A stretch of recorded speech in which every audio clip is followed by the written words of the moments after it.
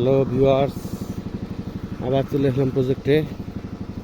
আমার বড় ভাই এখানে জমি আমার কাছে লিজ নিয়ে ধান চাষ করছে।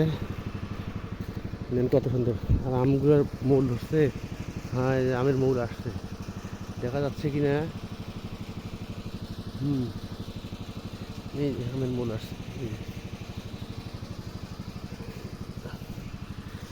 আর একটা জিনিস আপনাদের কাছে জানার, আমের গাছে কি এই সময় কি স্প্রে করে?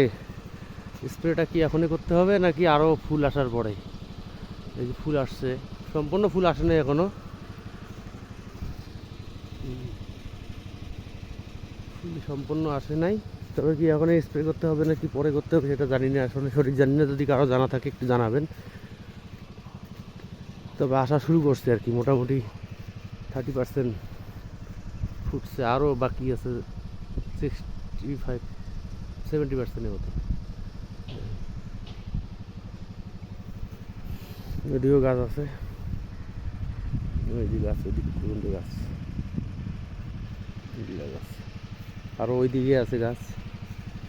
এই অবস্থা প্রজেক্টের।